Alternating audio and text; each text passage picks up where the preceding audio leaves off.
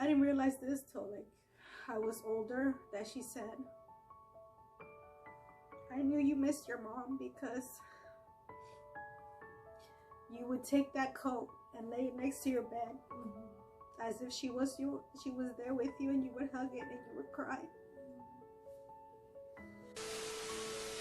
Hey babes, welcome back to Broken Hearts. I'm Zen and this is Paulina, and we're gonna talk about mommy and daddy issues. So y'all know this gonna get interesting. Mine is like a nervous laugh, not a laugh, okay?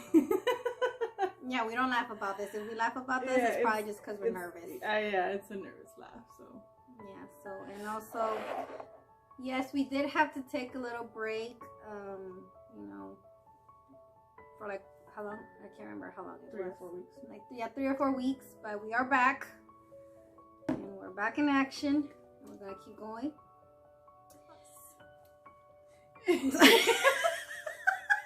She's excited. I'm excited. I am. Alrighty, so daddy and mommy issues. First, what do you think? What comes to your mind when you think about like mommy or daddy issues for you? Well, it does hit home, you know. But I know a lot of people out there can relate to this. A lot of my friends, close friends too. I would say when people say, oh, she has daddy issues, that means, in my words, it's like, oh, she in a way has trust issues with men, basically. Or, yeah, I guess just men in general, or, you know, vice versa. If it was, are we talking about daddy issues or mommy issues, or both? Both. Oh, okay, and the same, like vice versa, mommy issues. I mean, it could be like the opposite sex. It could be like the male, the boy, having issues with their partner, which is a female, because they have mommy issues. That's how I see it. I think that's how a lot of people would put it, if anything. But you can go into the technical terms there. Okay, yeah, so yeah, when it comes to stuff like this, I do like to do a little bit of research so we can kind of fully dissect what the topic is, and then if like share experiences and what people, because like, yeah, in this case, yeah, often daddy issues and mommy issues are basically misunderstood often, and they tend to be used as a stereotype in a negative way. But it's just that it's from what I've read, I read these 2 articles on healthline.com by Crystal Raypole, and they were 2 separate, but they kind of merged together because they are topics that are very similar. So in this case, of course, yeah, when you think of a girl who has daddy issues, some people can see it in a negative way. Like, for example, it is misunderstood that usually she puts out, or she's easy, and that she's considered like a bad girl, and that she, you know, girls with daddy issues tend to go with older men, try to fill in that void of that father figure. But part of it is true, but part of it is kind of like it is being misinterpreted as a negative thing. Or like, for example, there was this song from this YouTuber. His name, he goes by Corpse Husband. And on one of his songs, he says, "If she doesn't have daddy issues, I won't even bother." And so that got me thinking too as well. Like, yeah, what is he talking about? Like, he like, do people think that if somebody has daddy or mommy issues, they think that they're just damaged or something? Like, I don't understand sometimes. I mean, that's a dark. That's a dark line. Yeah, it's a dark lyric, but yeah, I would assume if he's saying that like in his song, in his music, especially his type of music, then yeah, he would probably refer to someone that is basically like damaged, you know, in a way. Like, nothing's wrong with that. I'm a fan. I listened to that song. It's called like E-Girls Are Ruining My Life. I like him. I like him. I like him too. That voice. But anyway, we're not trying to go off topic here too much. Choke. That's all I remember. Choke me like you hate me, but you love me. Yep. That one. But anyway. Yeah. Anyway, So yeah, however, when I was looking into it, I did read, and I see that when somebody does have problems with they haven't had formed a bond with their father. For women, often it's not just happen to women; it can happen to men too. So with men, however, it does hit them differently. It's that with men, when they haven't formed that bond, they tend to be really insecure about their masculinity. Thank you. So often they don't know how to express like themselves. Yeah. So I've read that, and also so often things that could affect a person into their adulthood is that they are very anxious if they are with somebody. They can be very anxious when they're not there. They constantly need a lot of reassurance that their relationship is okay. Like they need to be told constantly that, yeah, I love you, or yeah, we're together. No, yeah, we're good. And as well, often any little problem, they start to think any sign of any negativity in a relationship, they can take it as a sign that the relationship is doomed. And however, that it's funny because when I was doing this, I was, like I said earlier, we were talking a little bit for the podcast, and just going through all this, I realized I used to do all this shit on my past relationships. It's crazy. But I know you have more to explain, but I kind of want to go into that recent one right now. Constantly being reassured. I'm not saying my relationship is in a bad position, not at all, but I know from previous relationships that I guess it makes my relationship now stronger because I am always over communicating and always saying like I love you, and in a way he's just like, why are you always saying it? And I'm just like, I think about it at the same time, I'm like, because I do, but I also want you to know that I'm letting you know that we're good in a way. And he's like saying, you don't have to say it so many times, you're over, like sometimes you're overdoing it. And I said, well, I never thought of it that way. I thought of it because even though we have like little arguments here and there, that I still love you no matter what. And I know. Oh my God, you're so beautiful. I know, thank you. But yeah, it's not every relationship obviously is perfect, but like because I had so many bad relationships in the past that I feel like in a way it's kind of affecting the good one right now, because I like that, like I'm always reassuring and always like constantly telling, if I'm with my girls, I'm always like, well, I'm here, with my girls, we're doing this, like telling him every single fucking action that I'm doing. And I think in a way I am overdoing it, but that's how I feel like he can trust me. Yeah. But I know I need to just take it down a notch sometimes, because I'm not enjoying the moment with my friends at the same time, and I'm not enjoying myself because I'm constantly like, instead of me checking in on him or him checking in on me, you're the one like it's like I'm keeping like score, like, hey, this is, like it's a freaking game or something, like, oh, this is what we're doing right now. It's like the like the highlighted of the event. And then I do feel like that too. So if I'm with my girls, as much as I love my girls and they know this, at the same time, if he's not there, I don't feel right. I feel like it's like a little anxious anxiety kind of. Yes. Like the little, I don't know how to explain it.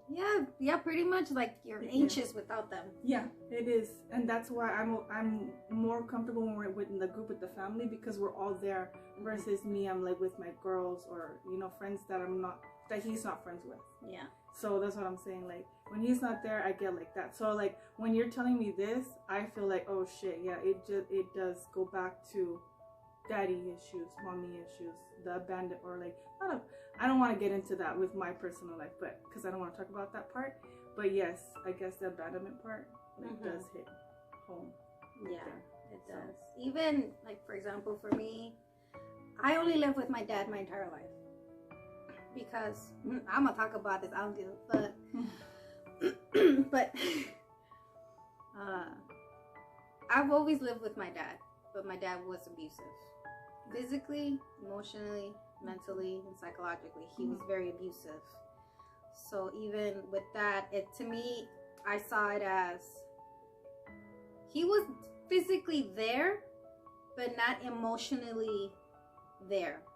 Like he would say, "Oh yeah, I love you," but then turn around and like fucking slap me or something. Oh my god. So it's not like even if he was physically there, yeah, he did the basic things of a father that provide and get me places. But then at the same time, with him, it was more like I was in debt to him. So there was, for me, now that I've grown up and I've learned about this kind of stuff, I realized that that's still not a proper father-daughter bond. Because to him, it's like I was an employee. Right, I get it. Yeah. Like I had to give back. I had to pay back everything he did. Right. Then I would think, I didn't ask to be born. I didn't ask you to take me. You took on that responsibility. You decided to take full custody of me. You decided to bring me here to San Diego. So why would you make me feel like I'm the one that owes you anything? The only thing I should owe you at this point is mutual love and respect, and even I could not get that from him.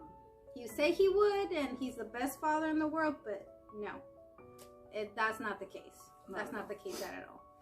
And also from that as well, I did highlight this, that it can create an insecure attachment in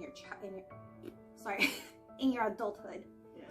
So, and it can reflect on choosing a partner with similarities to your parent, which also as well, often I realized too as well that often when I would date guys when I was younger, they had a lot of same characteristics as my dad. And I was like, damn, that hits hard. But that makes you think like, oh shit. Yeah. It is a difficult topic, but other than that, that's what I got on daddy issues. And for example, for me as well, like a lot of my relationships, I would constantly reassurance, oh, do you love me? Are you sure you want to be with me? Yeah. Am I doing okay? Do you yeah. It was constantly out that, and they would get annoyed. Yeah. They'd be like, why are you acting? Why are you saying these things? Why are you asking me constantly? Like, it's getting annoying. And often that would lead to things coming to an end. Yeah. And like when I was younger, because I wasn't aware of, I wasn't aware of all this, how not having an abusive parent and an absent mother for so long, how it did affect me. And I was a toxica. I've said in previous episodes as well, that I was a toxic person. Like, I had abandonment issues. If I wasn't with them, I would think they were cheating on me. I most of the time they were, but it's nothing to be, nothing to pride yourself on, but that's how it was. And often I would also, what else? At some point I did become where I didn't care. I was often just used for sex, and I let them be that way, because I would go out and they figured out once you get 2-3 drinks on me, I'm good to go, and they would take advantage of that as well. So often that's how most of my early dating years were, just full of that, because I didn't know all of this. I did not understand it. Yeah, it's not like we're gonna look into our own issues for ourselves. We find out later as we're doing our research now, like, oh shit, this is the reason why we are the way we are, or we were. So and also, and like I said as well, just the one thing that did bug me the most was that how it did say that you start dating people who are so similar to them. Like, that gave me the heebie-jeebies. Yeah. Because it's so true. Yeah. So true. So like, the only person that would resemble my dad, would be my kid's dad, my ex-husband. So like, it's just the way he acted. Like, I'll just like give like just a simple example. With me, he's a totally different person. But out there, he's very likable, very lovable with other people. They see that, you know, he puts on this mask like he's like the nicest person in the world, but like the person that he's supposed to be intimate with and has, you know, like your kids, he was very, very abusive. And I've mentioned this in the other episodes too as well. But that was pretty similar to my dad. So, you know, he was like you know, outside he was all this like a machista. Yeah, exactly. Machista. He's like this great person, but at home he was within these four walls, he was a different person, you know. So you know what? Yeah, same for me as well. Like my ex-husband. I mean, don't get me wrong. My ex-husband, he's not a bad person, but I started realizing years later when my mom pointed out, he has very similar characteristics to your dad, and that's not healthy for you. Like, he was very jealous, very overprotective. oh yeah, definitely. I realized, like, damn, I need to get out of here. Mm-hmm. I'm sorry, but I do. Mm-hmm. I gotta get out of here. I can't do that. I'm glad you did though, because Me because too. a lot of people can't get out of it, you know, and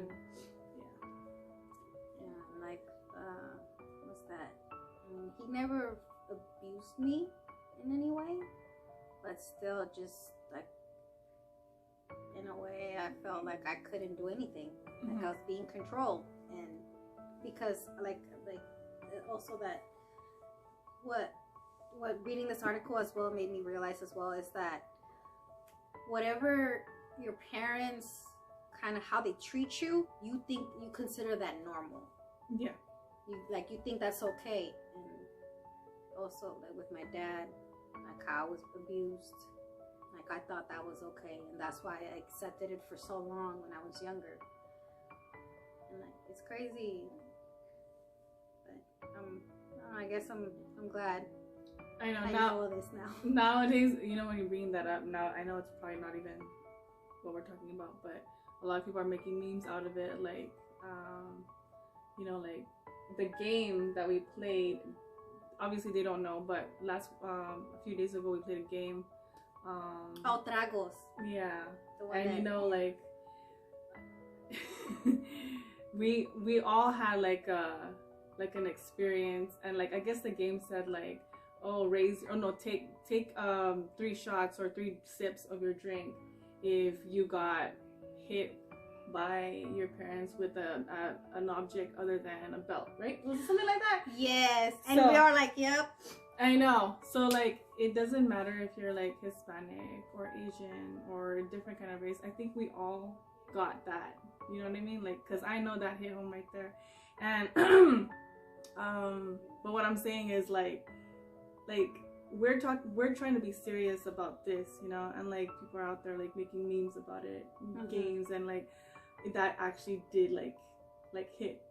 I know it hit you. It I triggered know me. it. Yeah. I got hit you. triggered. I had Yes, to it did. leave. I had to Yeah. get up. I'm like, fuck, I'm triggered. I need to walk out of here. Yeah, I did. and I noticed that. That's why I was like, oh shit, let me go check on you, cause yeah, I was like, ooh, not good. Yeah. Brought up something from the past. Yeah. So yes, daddy issues, abuse, all of this.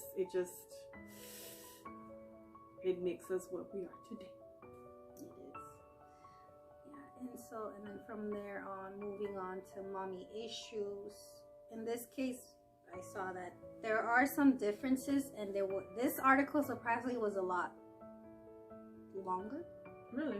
Yeah, because it does say that if you don't form a bond with your mother, it's more of an emotional issue. It brings up more emotional issues because it's, I guess there are different types of relationships do you have with your mother, your father.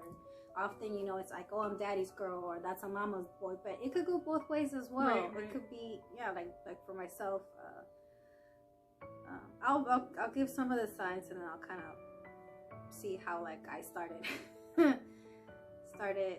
connecting to this. So with mommy issues, it can cause a lot of toxic toxic maternal relationships. And in this case, if you don't have some sort of form of bond with your mother or a mother figure, you often have trust issues, or you have difficulty showing vulnerability, which means you're very guarded. Yep, definitely. And then you have a strong need for affection and approval, or difficulty showing affection, or shift between both. And I know that's me for sure. That sucks. And then also showing what else? Relationship anxiety or discomfort with intimacy. Yeah. And extreme sensitivity to real or perceived criticism. It means that you can't say no, you can't really take it. You take everything to heart, and it's like, oh, they're attacking me, but they might not be. Right. And as well, underdeveloped relationship boundaries, which is that also leads to, like, for example, when I said that a lot of guys would just use me for sex and I let them, like, you don't set up boundaries, so people tend to take, if they know well enough, they will take advantage of that, which it happened to me a lot. And then also a need for a maternal guidance when making decisions.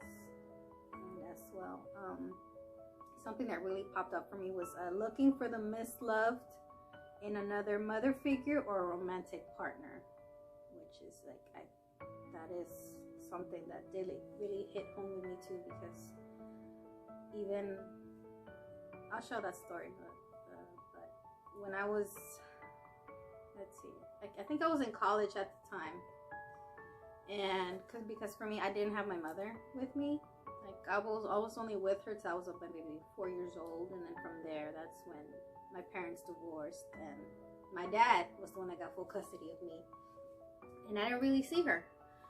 And often it would be my dad having to chase her down for me to see her. And like, a lot of things have changed from there. Often someone told me maybe because she was scared of him, she didn't want to deal with him, and she sacrificed, not have to deal with him. You were like the collateral damage in there. And I've never really had a relationship with my biological mother, and I didn't really develop a mother relationship till I was about 16 or 17 years old, and that was hard. Basically, like, you're gonna be an adult, Yeah, and it's different because every kid needs a mother and a father. Yeah. And I didn't have any. I had one physically there, but you felt like it was abusive. Yeah. And then I also had my stepmom there, but it was like we never really had a bond till I was much older. Like, that's how I felt, because often my dad would say, "That's not your daughter. Don't worry about her. She's mine, not yours. Like, you don't discipline her. You don't do anything." So yeah, it was a crazy household, honestly, and it sucks because. So, I get emotional about this part, but so I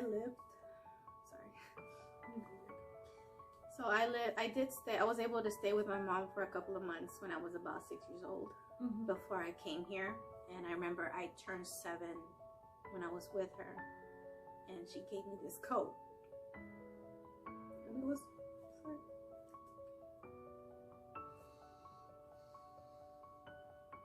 I didn't think I was gonna start crying. But it was her coat, and like, it had her perfume. And when I was brought here, my dad was already with my stepmom, who is, I consider my mom now. And I didn't realize this till like I was older, that she said, "I knew you missed your mom because you would take that coat and lay it next to your bed, as if she was there with you, and you would hug it and you would cry." And I realized, yeah, that's true. And when I had that talk with her, she also pointed out to me that because you didn't have that fit mother and you didn't have your mom in your life, and I wasn't there to emotionally support you or anything like that, that's why you sometimes don't have boundaries with people. You have trust issues. You're very anxious when you're with somebody. You constantly need them around, and that shouldn't be the case. Mm-hmm. Like, you need to be able to grow from that and be able to, you know, to really, like, you have this knowledge now. You have what you need to be able to grow from that. And I mean, it's not gonna happen overnight.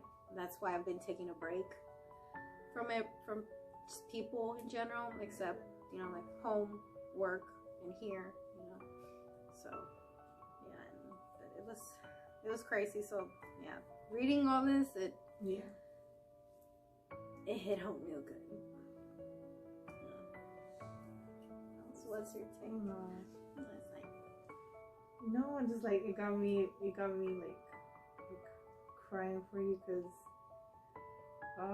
I know we've gone through this like a few times in previous episodes, you know, talking about, you know, your past and your parents, and it does suck. Like, no one deserves that.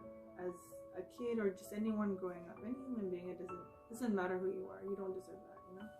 No one deserves it. And I know I've been through that, and a lot of times I don't think I'm ready to talk about my parents yet, but you know, I'm just explaining like the outline of it, and the reason why I am right now, you know.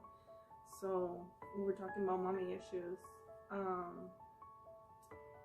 I guess I can feel the same way as you, but in a weird way. See, it's kind of a mixture of your mom and dad too. My mom, it's like she was there, but she wasn't there. And she still is like this with all of our siblings. She's very mysterious. She wants to form a bond with us, but she doesn't want us to know what's going on with her, if that makes sense. So it's like she wants to make sure that we're okay. Oh, I'm proud of you, you know, you guys are doing great. But then it's like when we ask her what's going on, it's like blank. Like, we don't even know. It's weird. So my mom, she was always going to school, and since she missed the opportunity when she was younger, she started going to school when we were a little bit older as kids. So I guess she started school in her 40s, college, and she went to college for like about a good 10 years. So for education, I guess. I don't know what it's called, but when you teach younger kids, obviously, I don't know what the term is, but it's education. So she went to school to teach kids, basically. Okay. Yeah. To be a teacher. And so she was there physically, but she wasn't there mentally, like as a mom. We had to still take care of ourselves in a way, and it's just hard to explain that to a lot of people, that they say, oh, you know, your mom's still alive. Yes, she's still alive, but she wasn't there. Like, it was just so weird. Like, I don't even know my own mom, and I feel like that's the reason why too I am like that with relationships, not just with daddy issues. I think I have mommy issues too, because I feel like I was abandoned. You know what I mean? Even though she was there, I still feel abandoned. Like, it's more than just being there for your kid. You know, you gotta be able to show, you know, love and nurturing, and there's just more to just physically being there. So I understand that part. But just because I took a couple psychology classes in college, and from time to time I like to read up on these kind of things. And it sounds more as if your mom also has something going on that she doesn't want to, I guess, tackle or confront, and that's why she's just like so closed and guarded to herself. We know that now as adults, like me and my brothers and my sister. I mean, not so much my sister, but me and my brothers will talk about it. And we know that part. We know that. We just don't know what it is. Mm-hmm. She won't tell anyone what's going on. So whatever it is, I hope she lets it out, before the time, her time's up. So we just want to know what's going on and who our mom is, basically, because some mom is like some people's relationship with their mom is like, hi mom, how's your day, and then she'll tell them about, oh, it was so exhausting, work was horrible, or it could be like that, but we didn't even have that. It was just like nothing. Mm-hmm. So it was just a weird childhood experience with our mom. It's just so weird. So and I feel that's the way my brother is too. The way is, I don't want to talk about my brother, but we all have this with our mom. So yeah, it's just different feeling. Yeah, to me it does make sense. Like, it's nothing to really poke fun at, honestly, if you really think about it, because everybody,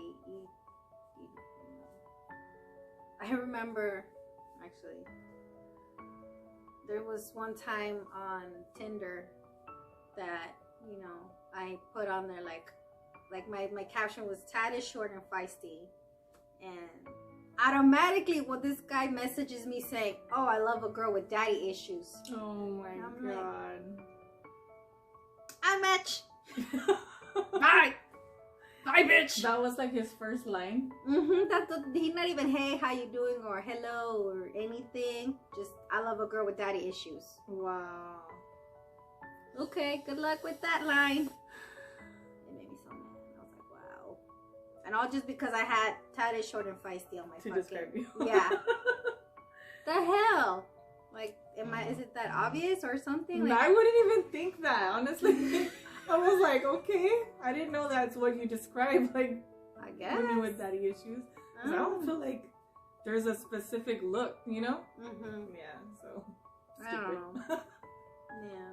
But yeah, and besides that, also the thing with something that I saw too was that when you have these type of abandonment issues, it can only lead to unhealthy relationship patterns and even mental health issues such as depression and anxiety, which sadly I have. I mean, it's something that I deal with on a daily. I mean, it's crazy. Hopefully, if anybody that's watching or listening, you can really, it doesn't hurt, to look up these things and read up on them and start understanding yourself. And it can be emotional, it can be traumatizing at some point sometimes, but even if there's anybody like at a young age, I've looked at our statistics of listeners that we are getting younger than 17 years old, and nobody ever should be taken advantage of, because you don't pick your family, you don't pick the way you're raised, you don't pick who your parents are, but what you can do is pick yourself up from whatever problems you may be having, and you can you yourself be yourself and get yourself out of those situations, or break that how I said, the chain, the pattern, of the cycle. The cycle. There you go. Break the cycle from all of that. Yeah, definitely. It's always definitely. Good. Yeah. Anything else you like to add? No. I'm like, no, because it's just like, I feel like I let out a lot, enough, not a lot, but enough, just for the sake of the episode. When I'm ready, I would like bring it up, but not so much right now. But I get it, and I hope that, like she said, anyone out there, this shit is actually real. Like, when they say daddy issues, it's not like they're teasing you. It's, for you to take it, to the heart. It can be real, it is real. And like, I guess you can describe it in one word. It's like, for daddy issues, it's like, the trust, I guess, trust and then for mommy, like abandonment. It's like I see that word right there, so Yep. it's like abandonment. So it's like I know that people have been through much worse. For example, you know, like they were given away right after birth, like to orphanages, or you know what I mean, like to the system basically. I know they've been through much worse, but at the same time, you know, it does take effect into to everybody. It doesn't matter what's their background, who their parents were, even though they were there physically or not. No one deserves that kind, you know, of relationship with their parents. So, yeah. It's a difficult topic, but it's something that really does hit home for a lot of people. And if you like to share your stories, you're more than welcome to. You know, we're on Facebook, we're on Twitter, we are on Instagram. Sorry, I blanked out there. Yeah, you know, feel free to contact us with your stories and all that. You know, talk to us. I'm all like, what she said. Yes, or here, even on here, like on YouTube. Just type in your comment, anything personal. If you don't want to put it out personal, you can, you know, you can always stay anonymous. Yeah, anonymous, well. or just messages directly from one of the other social medias. So that's it for now for mommy and daddy issues. And thank you for being here and always listening. And anything else? No, that's it. Just thank you. We're really grateful, and yeah, even though we took it, like there had to be a little break in between last episode and now, but we're back and we're good to go. Gang gang.